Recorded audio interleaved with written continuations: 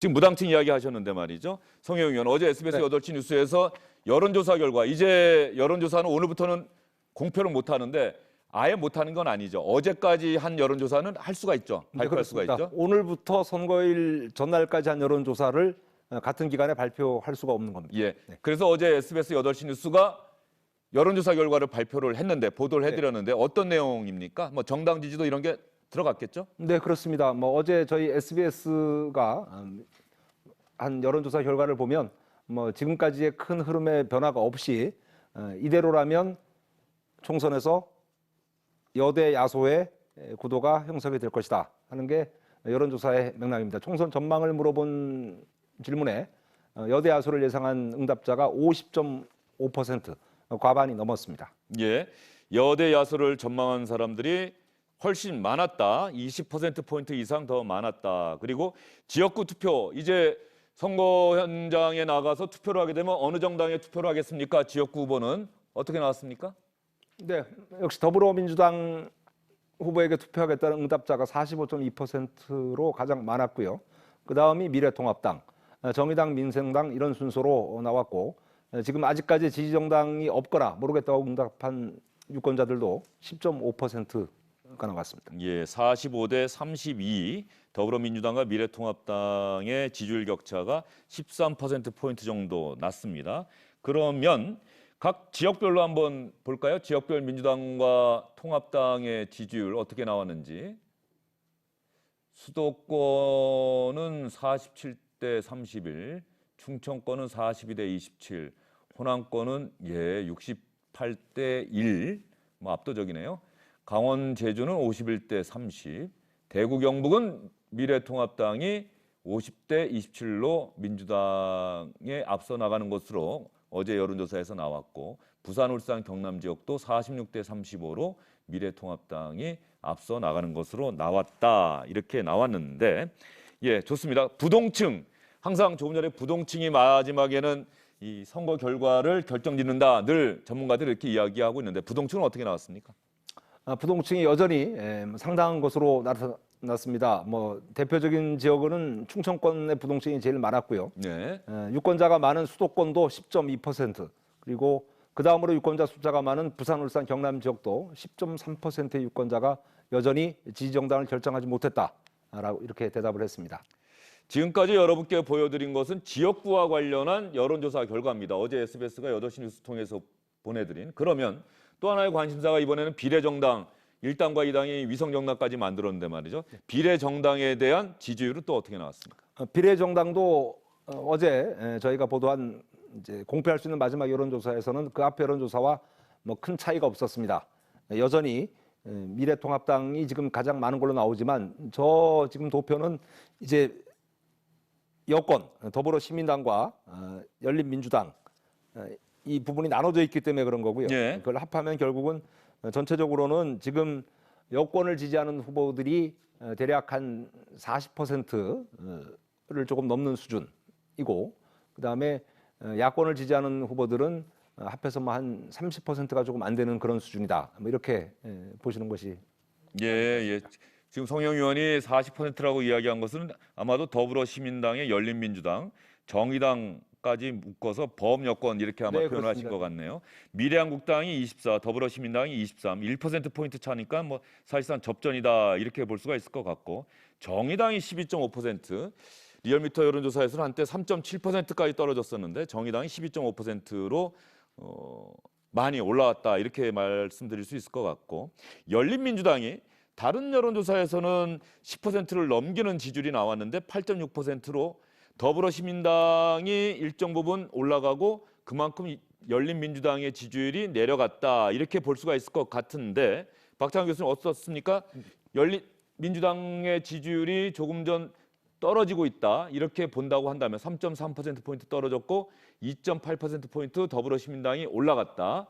3월과 4월의 정당 지지율 비교했을 때 그동안 더불어민주당이 우리의 형제 정당은 더불어시민당이다, 열린민주당은 우리의 이름을 참칭하고 있다, 이 이야기가 유권자들에게 다가갔다 이렇게 볼 수가 있는 겁니까? 네, 당이 총력을 기울여서 열린민주당을 뭐 이제 나중에 이제 통합할 대상이 아니다라고 선을 그었죠. 당 대표부터 시작해서 원내대표 모든 사람들이 다 나서서 열린민주당에 대해서 맹공을 펼쳤습니다. 그 결과가 이제 그 결실이 나오고 있는 거다.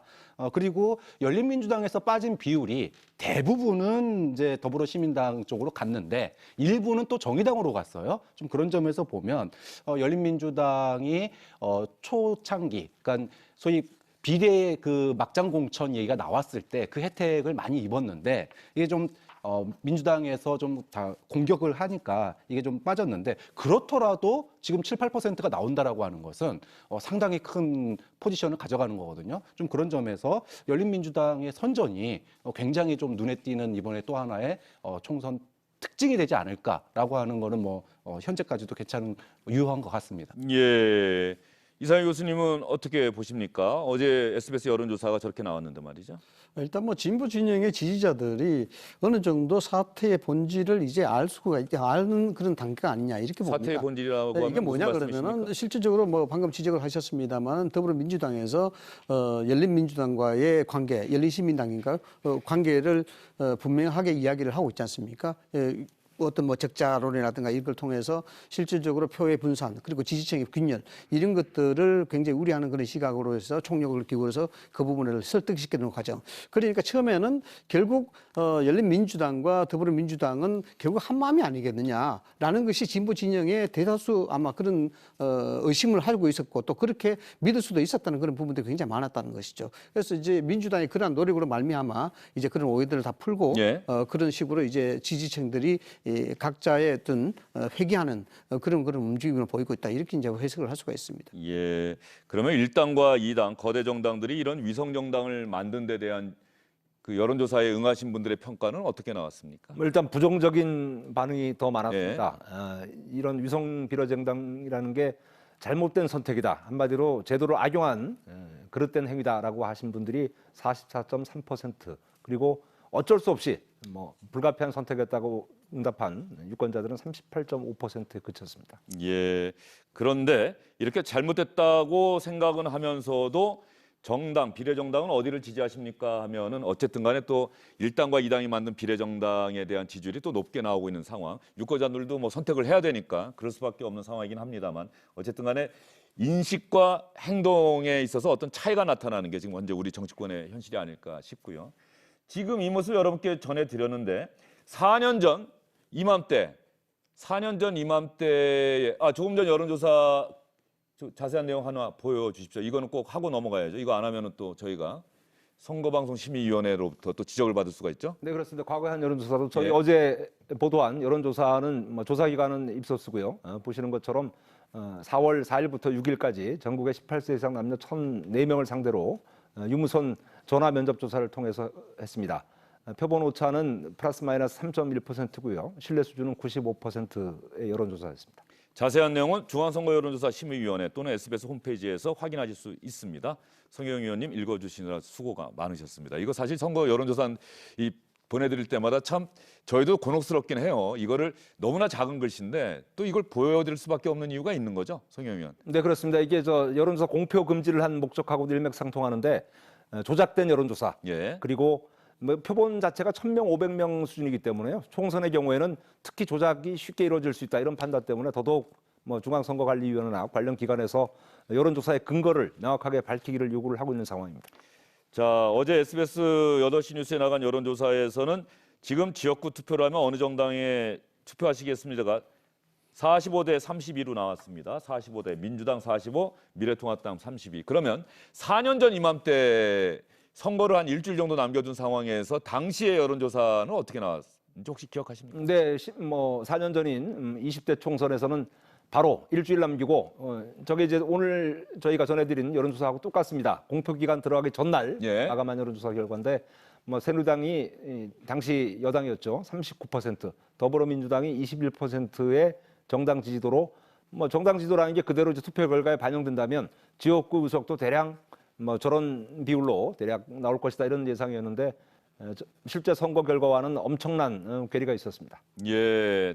4년 전 이맘때는 새누리당이 39, 민주당이 21이었는데 선거 결과는 오히려 민주당이 한 석 더 많은 1당을 차지했던 거죠? 네, 그렇습니다. 예. 123석 대 2석 이렇게 해서 한 석이 더 많았습니다. 그러면 간략하게 저 당시에 4년 전에 유권자들은 그 마음을 감추고 있었던 겁니까? 아니면 일주일 사이에 마음을 바꾼 겁니까? 어떻게 봅니까? 굳이 뭐 정치 환경의 변수라 그러면은 그 당시 한국 새누리당의 어떤 공천 파동에 대한 부분, 소위 뭐 일주일 전에 사실 그거 웬만큼 다 나왔을 때거든요. 그런 것들이 있는데 그 당시는 뭐 저는 현장에 있었기 때문에 예. 실제로 일주일 앞두고는 뭐 명함조차도 안 받더라고요. 예, 그래서 분위기가 아주 냉랭하게 야. 흘러가는 것을 바로 그런데 왜 일주일 전에 저렇게 나왔을까요? 예, 일단 뭐 여론조사라는 것이 우리나라에서도 뭐 이미 많은 문제가 되고 있지 않습니까? 실질적으로 통제받지 않는 권력이다. 또 공공 영역에 상당한 영향력 미치고 있음에도 불구하고 여기에 견제가 없다라는 그런 문제시가 되고 있는데 숨어있는 어떤 샤이보스라든가 또 그 당시도 뭐 숨어있는 진보라도 볼 수가 있겠죠.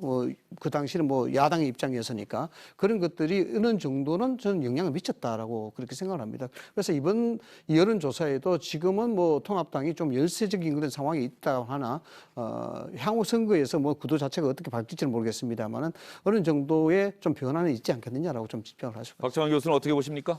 지난 총선에서 여론조사가 뒤집혔던 이유는 저는 부동층의 쏠림 현상이 나타났다고 생각해요. 부동층이라는 게 지지율대로 그대로 나눠가는 게 아니라 예. 당시의 옥새 파동과 진박 감별 이걸 통해서 지켜보고 있다가 막판에 한쪽으로 쏠린 겁니다. 이번에도 저는 지금 10%의 부동층이 아까 여론조사의 결과 나오지 않습니까? 지금 여야의 행동을 지켜보고 있고 이것이 선거에 어떤 식으로든지 저는 부동층의 쏠림 현상이 나타날 거라고 보거든요. 그런데 그런 점에서 선거를 앞둔 일주일 이 시점에 이 통합당의 막말은 굉장히 그런 점에서 뼈아픈 시점상으로 굉장히 아픈 그런 사건이 될 수 있다. 그렇게 해서 좀 앞으로 좀 이 변수가 어떻게 작용할지 결과가 나오면 한번 연관지어서 평가할 필요가 있을 것 같습니다. 예, 알겠습니다. 오늘 선거 관련 소식 마무리하면서 이해찬 민주당 대표, 심상정 정의당 대표 이야기까지 여러분께 보여드리도록 하겠습니다. 세 분 긴 시간 수고 많으셨습니다. 지금 야당 세력한테 발목을 잡혀가지고 뭐 하나 처리하려면 시간도 많이 걸리고 여러 가지 어려움이 많았습니다. 불과 이제 일주일도 남지 않았는데 전반적으로는 더불어민주당이 승기를 잡았습니다.